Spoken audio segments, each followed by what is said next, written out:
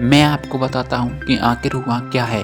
सातिन मुस्कान के साथ नक्श ने कहा, मिस्टर कोठारी, मुझे नहीं पता कि आप इस हॉस्पिटल में रोज आते हैं या रियली आते हैं, लेकिन क्या आपको पता है कि ये हॉस्पिटल के एम्प्लॉय कैसे हैं? सच में ये हॉस्पिटल कम और पैसा कमाने का अड्डा लगता है मुझे तो।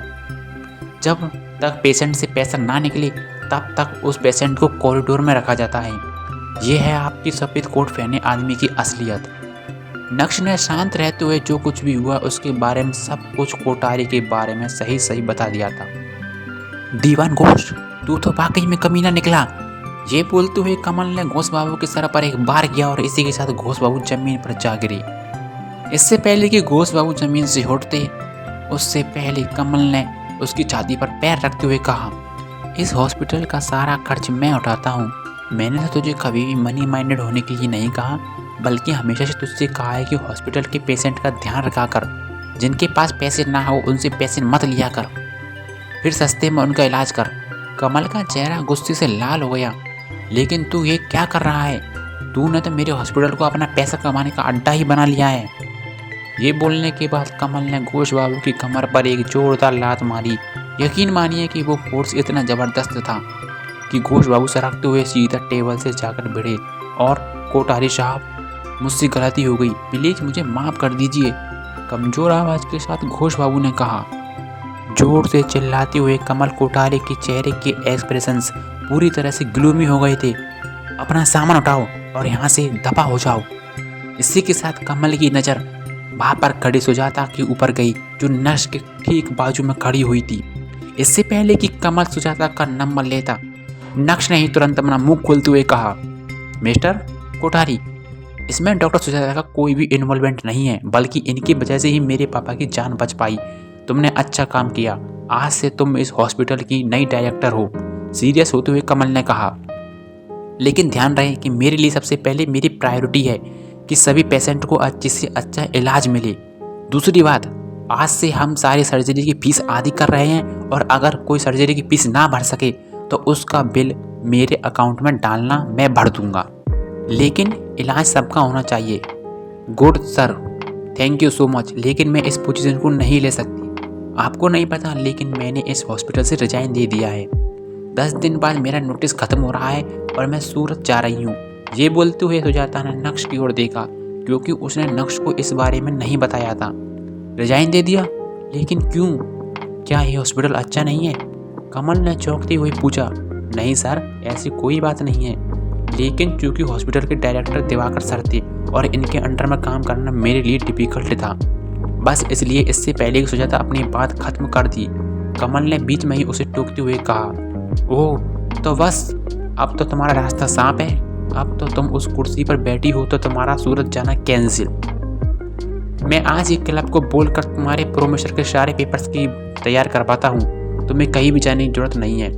नक्श, जो ठीक सुजाता के बाजू में खड़ा हुआ था, गहरे अंदाज के साथ कमल को देख रहा था। हालांकि नक्श जानता था कि कमल कोठारी ने ये सब कुछ उन पिल्स के लिए किया है, लेकिन इसी के साथ गरीब लोगों के लिए बल्ले बल्ले हो गई। ये अच्छी बात नहीं है तो और क्या है। डॉक्टर सुजाता के लिए अरेंजमेंट करने के बाद कमल ने मुड़कर नक्श की ओर देखा और कहा, मिस्टर नक्श, आपको क्या लगता है कि मैंने इस मैटर को कैसे हैंडल किया है? मिस्टर कोठारी, आप सेल्फलेस इंसान हैं। आपको बुराई से नफरत है और आप लोगों के बारे में सोचते हैं। इसके लिए मैं आपकी बहुत ज़्यादा इज्जत करता हूँ। नक्श ने मुस्कुराते हुए कहा। उसी समय जानकी की आंख खुली और नक्श, क्या तुम्हारे पापा की सर्जरी हो गई है? हाँ मम्मी, पापा की सर्जरी खत्म हो गई है और सर्जरी भी सक्सेसफुल रही। पापा को और पोजीशन में रखा गया है, वो आराम कर रहे हैं। चलो उनके पास चलते हैं। ये बोलते हुए नक्श अपनी माँ की तरफ बढ़ा और सोफे से उठने में उनकी मदद की। जब कमल ने देखा कि नक्श अपनी माँ के साथ डायरेक्टर के ऑफिस से बाहर जा रहा है, तो वो अचानक से पैनिक हो गया। मिस्टर नक्श, आपको पता है ना कि हमारे बीच में एक डील हुई है। मेरे आदमी आपकी मॉम को बोर्ड तक ले जाएंगे। इससे पहले कि नक्श कुछ बोलता, जानकी ने अपना मुंह खोलते हुए कहा, नक्श, अगर तुम्हें कुछ काम है तो तुम करो बेटा, मैं खुद ही तुम्हारे पापा के वार्ड में चली जाऊंगी। ये बोलने के बाद जानकी ने नक्श के कंधे पर हाथ रखा और उसे थपथपाते हुए डायरेक्टर के ऑफिस से बाहर निकल गई। कमल ने अपने बॉडीगार्ड्स की ओर देखा जो उसके साथ गए थे और बोला, बेवकूफ़, खड़े क्यों हो? मैडम को बोर्ड तक लेके जाओ ना। और मैडम को किसी भी चीज़ की ज़रूरत पड़े तो उसे पूरी करने की जिम्मेदारी तुम्हारी है। यस बॉस, 4 से 5 बॉडीगार्ड ने एक साथ कहा और उसके बाद एक एक करके सभी जानकी के पीछे चल गए। सर, प्रमोशन के लिए थैंक यू, मुझे भी अब चलना चाहिए। पेशेंट्स को देखने का समय हो गया है। मन ही मन एक्साइटेड होते हुए डॉक्टर सुजाता ने कहा। जब कमल कोठारी यहाँ आए तब सुजाता को लगा कि कोई बहुत बड़ा कांड होगा और देखने के लिए उसने अपने आप को प्रिपेयर किया। हालांकि उसने एक्सपेक्ट नहीं किया था कि कमल कोठारी जैसा बिग शॉट नक्श के साथ इतना डिस्पेक्टफुल होगा और सिचुएशन ही पूरी तरह से बदल जाएगी। सुजाता बहुत अच्छे से जानती थी कि कमल कोठारी की वजह से उसे ये ऑनर और प्रमोशन मिला है, लेकिन साथ ही साथ उसके मन में अब नक्श के एक मिस्टीरियस इंसान हो गया था। मिस्टर नक्श, ये जगह बात करने लायक नहीं है, आप प्लीज़ मेरे घर चलिए। परेशान ना हुई, मेरे आदमी आपके पापा से जुड़े सारे मैटर संभाल लेंगे, पूरी इज्जत के साथ कमल ने कहा। दरअसल उन पिल्स को पाने के लिए कमल बहुत बुरी तरह से तड़प रहा था। यही वजह है कि उसने नक्श को खुश करने के लिए घोष बाबू को नौकरी से हटाया और सुजाता को डायरेक्टर बनाया। उसका बस चलता तो वो नक्श को इस हॉस्पिटल का मालिक बना देता। ठीक है, मुस्कुराते हुए नक्श ने जवाब दिया। उसके बाद दोनों एक साथ हॉस्पिटल से बाहर निकले और कमल पर्सनली ड्राइव करते हुए नक्श को मुंबई शहर में अपने सबसे लग्जूरियस विला में लेकर गया। पोलाइट अंदाज में कमल ने नक्श को बैठने के लिए कहा और जल्दी से नक्श के लिए एक ड्रिंक बनाई।